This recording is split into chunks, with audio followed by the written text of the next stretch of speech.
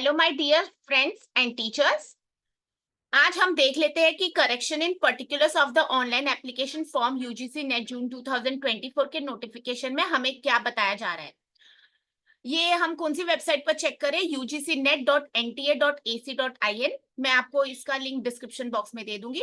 अब हम ये नोटिस को ओपन करते हैं और चेक कर लेते हैं कि ये नोटिस क्या बता रहा है। 20 मई का डेट का नोटिस है हमारे पास। Correction in particulars of the online application form for UGC NET June 2024। The NTA has been entrusted by University Grants Commission with the task of conducting। ये हमें पता है कि इस बार हमारे पास 3 कैटेगरीज है। Award of junior research fellowship and appointment as assistant professor, फिर second appointment as assistant professor and admission to PhD only in Indian university. ठीक है, तो इस पर अभी मैं नहीं बात कर रही हूँ। अब वो बता रहे हैं कि duration for correction in particulars, कौन से पर्टिकुलर्स में हम कर सकते हैं वो भी मैं देखती हूँ। अभी पहले हमारे पास है 21 मई से आज, तो आज हमारे पास 22 मई है, तो कल से हमारे पास करेक्शन विंडो ओपन है 21 मई से 23 मई up to 11:59 PM। Fields for correction उन्होंने बोले एज पर एनेक्चर 1। तो एनेक्चर 1 में हमारे पास क्या डिटेल्स है वो भी हम देख लेंगे। All the registered candidates for the said examination are advised to visit the website and verify the particulars. They are further advised to make corrections in the particulars in the respective online application form if required। ठीक है, अगर आपको जरूरत है, आप कुछ changes करना चाहते हैं तो कौन सी चेंजेस अलाउ है वो एनेक्चर 1 के हिसाब से हम कर सकते हैं। The candidates are allowed to make the corrections latest by 23rd May। तो हमारे पास कल तक का टाइम है, रात के 11:59 तक। ठीक है, therefore no corrections in particulars thereafter। इसके बाद कोई भी करेक्शंस अगर आप रिक्वेस्ट भी करोगे तो वो एंटरटेन नहीं करेंगे। The additional fee shall be paid by the candidate concerned either through। ठीक है, अगर इस चेंजेस करने के लिए आपको एडिशनल फी पे करनी पड़ रही है तो वो भी आपको पे करनी है। Since it is a one-time facility extended to the candidates to avoid any hardship to them, the candidates are informed to do the correction carefully as no further chance for correction will be given to the candidates। ठीक है, ये facility एक ही बार open हुई है और इसके बाद आपको फिर से चांस नहीं मिलेगा। और अगर कुछ दिक्कत है आप उनको उनके ईमेल पर मेल कर सकते हैं और कॉन्टैक्ट नंबर दिया है।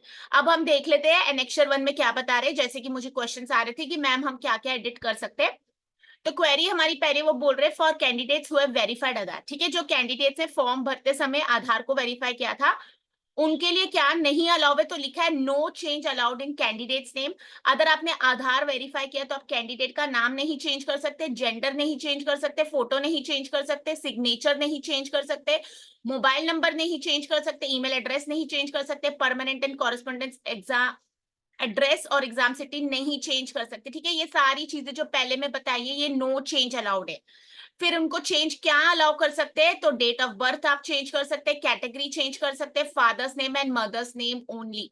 ठीक है, कैटेगरी का मतलब आपको समझ आ जाना चाहिए। ठीक है, for candidates who have not used Aadhaar for modification. ठीक है, जो कैंडिडेट्स ने आधार नहीं यूज किया है उनको क्या चेंजेस नहीं अलाउ है, तो पहले मैं पढ़ रही हूँ no change allowed. Candidate name, gender, photo, signature, mobile number, email address, permanent and correspondence address, exam city, और उनको चेंज अलाउ है date of birth, category, father's name and mother's name only. ठीक है, तो जैसे कि मुझे क्वेश्चन पूछा गया था कि मैम हम सब्जेक्ट को चेंज कर सकते हैं, तो यहाँ पर कहीं पर भी नहीं लिखा है आप अपना सब्जेक्ट चेंज कर सकते हैं। ठीक है, तो आपने अगर वेरीफाई किया आधार और नहीं वेरीफाई किया आधार बट चेंजेस आपको सेम ही चीज अलाउ है, तो हम क्या क्या चेंजेस कर सकते हैं, डेट ऑफ बर्थ में चेंज कर सकते हैं, कैटेगरी में चेंज कर सकते हैं, फादर्स नेम और मदर्स नेम में। तो ये करेक्शन विंडो में आपको अलाउ है एनेक्चर 1 के हिसाब से। नोट कैंडिडेट्स में correct modify edit any of the particulars in the application form online excluding the fields mentioned. ठीक है, तो क्या लिखा अब ये पढ़ लो। यहाँ पर उन्होंने हमारी क्वेरी थी और उसके एक्शन बताया। अब लिखा है कैंडिडेट्स में correct modify edit any of the particulars in the application form और एक्सक्लूडिंग द फील्ड्स। ठीक है, ये जो फील्ड्स उन्होंने बताया इसको एक्सक्लूड करके हम वहां चेंजेस कर सकते हैं। तो अब आप जाइए अपने फॉर्म के ओपन करके देखिए कि आप सब्जेक्ट चेंज कर सकते हैं कि नहीं, और मुझे बताइए कि अगर आपने कुछ चेंजेस किए तो आप क्या चेंज कर पा रहे थे। तो इस हिसाब से ये तो मैंने आपको नोटिस रीड कर दिया है, तो आप देख लीजिए आप क्या क्या चेंजेस मॉडिफाई कर सकते हैं।